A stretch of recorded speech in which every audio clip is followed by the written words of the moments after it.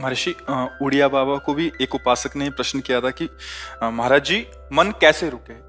तो उड़िया बाबा ने उत्तर दिया, नियम पालन से। यदि हम नियम पर दृढ़ रहें तो मन हमारा क्या कर सकता है। नियम तो परमात्मा देखता है, हम लोग नियम पर दृढ़ नहीं रहते, इसी से हमारे देश की दुर्दशा है। संध्या वंदन तक का नियम जाता रहा है, भजन करने के लिए नियम की बड़ी आवश्यकता। हाँ, बड़े नियम की आवश्यकता है। तो जैसे प्रातः काल से सायंकाल तक की हर व्यक्ति की अपनी एक दिनचर्या होनी चाहिए। ऐसा नहीं कि आज हम 4 बजे उठे, कल 7 बजे उठे, पर फिर मन को आप कंट्रोल नहीं कर पाएंगे। मन के लिए एक दिनचर्या होनी चाहिए कि हमको 10 बजे सोना है, 4 बजे उठ जाना है, तो फिर 4 से 4:15 नहीं होना चाहिए, 4 बजे उठ जाना, ऐसा नियम बना ले। और उठ करके हमको थोड़ी देर नाम जप करना है, थोड़ी देर हमें वाणी जी का गायन करना है, थोड़ी देर हमें ध्यान, एक अपनी दिनचर्या। फिर हम अपने संसार के कार्य के नियम, जो संसार के कार्य हैं, उनको भी करते हुए भगवान को समर्पित करें। जैसे जो पद में है, जो आपको राष्ट्र सेवा मिली है, जो आपको समाज सेवा के पद मिले हैं, या आपको जो घर की सेवा के कार्य मिले हैं, उनमें बहुत धर्म पूर्वक आचरण होना चाहिए।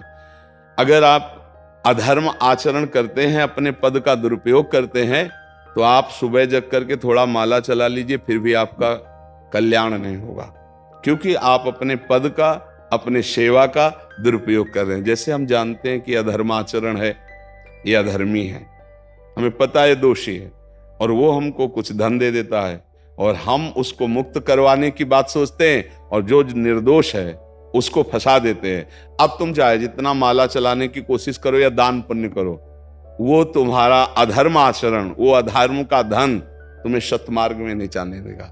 नियम लेना चाहिए कि जिस पद में है, जिस धर्म में है, जिस कर्तव्य में है, चाहे कुछ भी हो जाए, हम अपने कर्तव्य से विमुख नहीं होंगे। जितना जप महान है, उतने कर्तव्य महान है। दोनों बातें समझना है। जब माला फेरा और इसके बाद बेईमानी, अधर्माचरण, इनका कोई नियम नहीं है कि हमें कैसे चलना है, तो वो माला काम नहीं कर पाएगा, क्योंकि उसका तभी सत्य भाव माना जाएगा माला जपला जब धर्माचरण है। धर्माचरण नियम से। बोले वो बड़े कट्टर नियम वाले हैं, उनको घूस नहीं, आप उनको भयभीत करके नहीं काम करवा सकते, प्रलोभन में काम नहीं करा सकते। ये हमारी गृहस्थी है ना, तो गृहस्थी के पालन के लिए धन चाहिए, और धन के लिए हम धर्म को आगे रखें, धन को नहीं। धर्म को, हमारा कर्तव्य क्या, प्रायः जैसे पूज्य बाबा ने कहा, आज हमारे देश में बहुत दुर्दशा हो रही है। दुर्दशा हो रही, क्यों? क्योंकि सब अपनी जगह से गलत हो रहे हैं। अगर अपनी जगह हम ठीक रहे तो हमारी दुर्दशा नहीं होगी, हमारा भजन कम होगा, लेकिन हम धर्म से चल रहे हैं तो हम विजयी होंगे। हम भगवान को प्रसन्न कर सकते हैं, क्योंकि हमें जो कार्य मिला है वो भगवान का ही कार्य, सृष्टि भगवान का कार्य। जैसे नए बच्चे कुछ वकालत पढ़ रहे थे, तो यहाँ आके प्रश्न किया था कि हम जानते हैं कि वो दोषी नहीं है, हम जानते हैं कि वो दोषी है, पर दोषी हमें पैसा दे रहा है, तो हम वकालत पढ़ी इसीलिए, हम उसको जिताएंगे, तो क्या कोई पाप है? तो उनका खुला पाप है। बोले नहीं, हमारी कोई ऐसा कंपनी दो, ऐसा कुछ बोले कि हमारी कंपनी को ये सिखाया जाता है, तो हमको तो ये करना ही होगा, अगर नहीं करेंगे तो हमारी वकालत का मतलब क्या रहा? तो नहीं, वकालत का मतलब अधर्मी को मुक्त करवाना नहीं है, वकालत का मतलब अधर्मी के सबूत एकत्रित करके उसको दंड दिलवाना है, और धर्मात्मा को मुक्त करवाना है। अब इसके लिए आपके पास अर्थव्यवस्था अगर कमजोर भी है, तो धर्म व्यवस्था आपकी पूरी है। धर्म व्यवस्था ठीक है तो परिवार स्वस्थ रहेगा, सुखी रहेगा, भगवान आप पर प्रसन्न रहेंगे।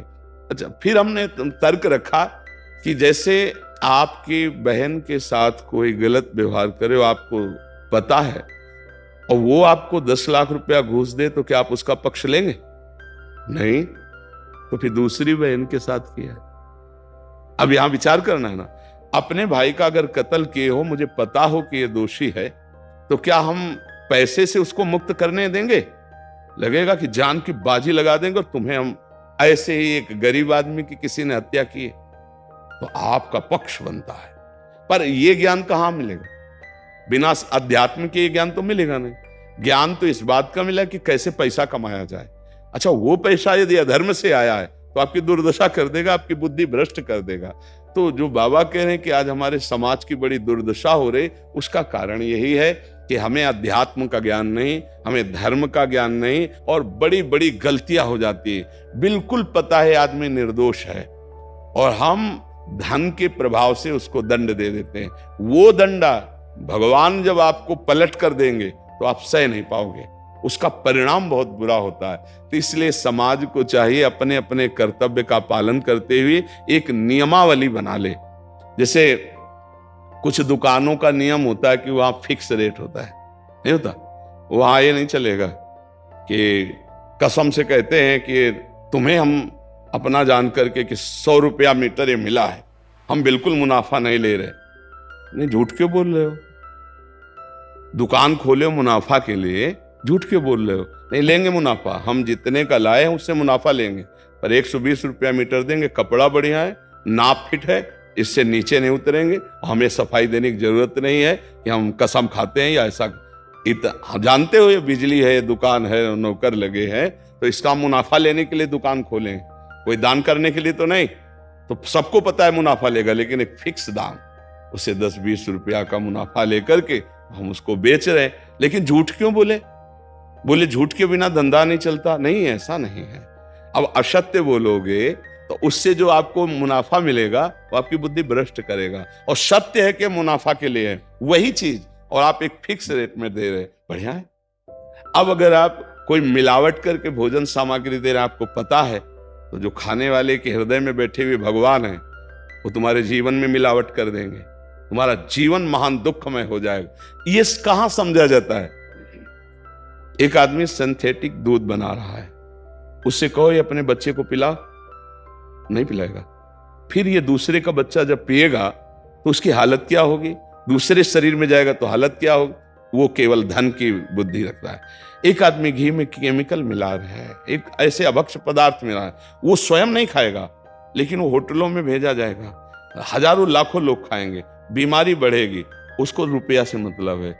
ये चीज, ये दुर्दशा हर जगह धर्म का ज्ञान न होने के कारण फैल रही, नहीं फैल रही।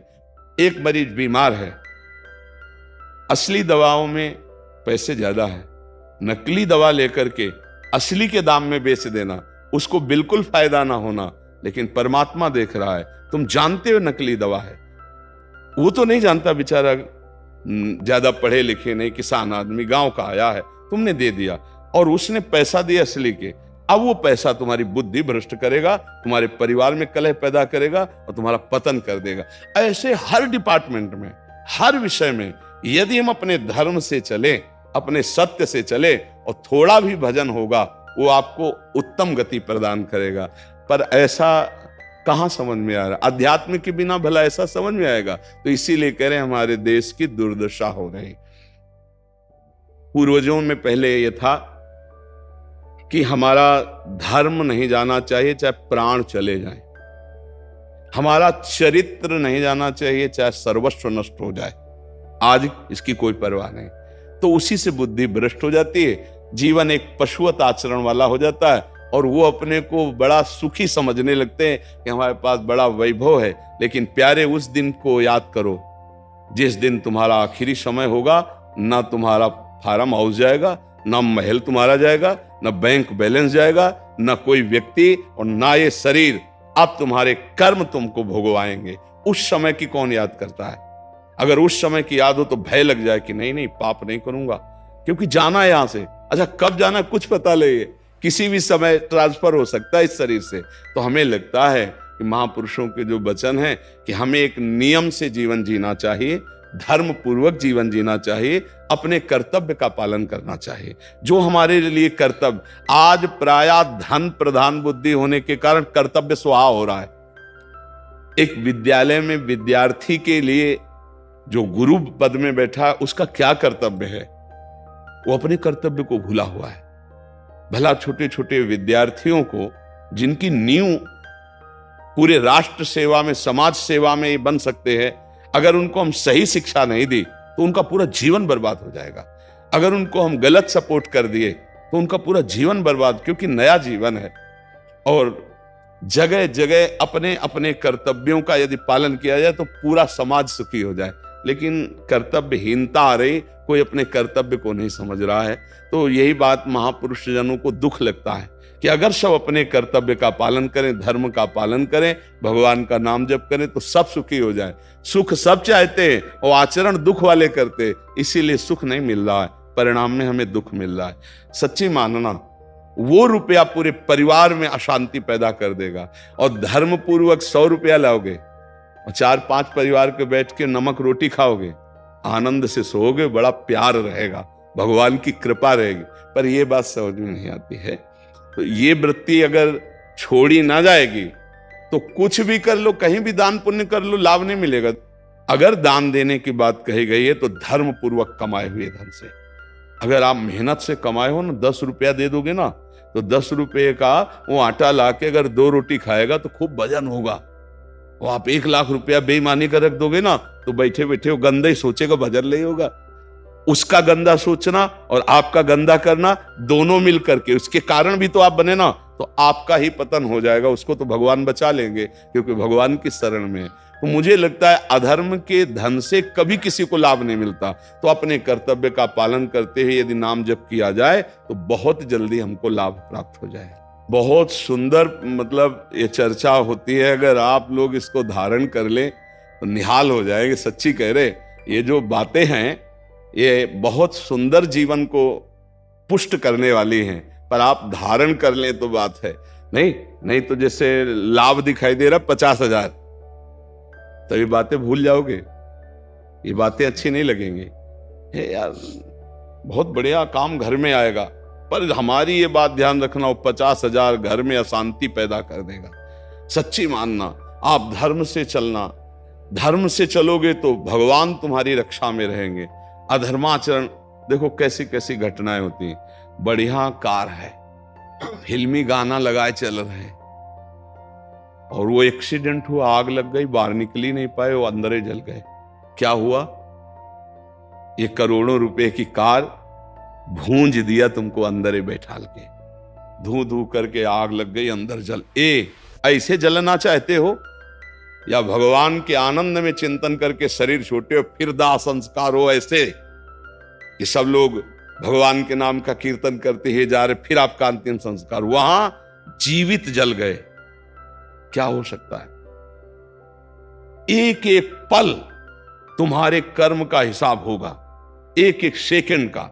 ऐसे कर्म करो कि हमारा अच्छा हिसाब हो, बुरा हिसाब। ये मत समझो कोई देख नहीं रहा, वो देख रहा है जिसको हिसाब करना है, वो देख रहा है। उसके लिए कोई वकील या किसी सबूत की जरूरत नहीं होती, वो सर्वांतर्यामी आपके अंदर बैठे ही देख रहा है। तो सदैव जैसे सत्संग सुन रहे हैं, तो अगर हाथ जोड़ के प्रार्थना है, थोड़ी भी बात मान लोगे तो आप सच्चे सुख के मार्ग में चलने लगोगे।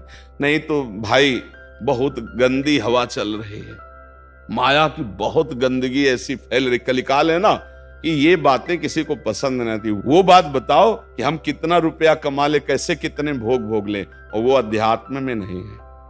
आपको सच धोखे में मत रहना, अध्यात्म में है। जितना आप धर्म से चलोगे उतना सुखी होगे, और लोक में है जितना धन मिल जाएगा उतना सुखी माना जाएगा। लेकिन वो सुख नहीं है, वो चंद मिनट के लिए हाइलोजन की तरह जलेगा, फ्यूज हो जाएगा। और धर्मात्मा दीपक की तरह जलेगा, पर बहुत काल तक चलता रहेगा। इन बातों का चिंतन कीजिए, खूब नाम जप कीजिए और भगवान के भरोसे रहिए, गंदे आचरण मत कीजिए।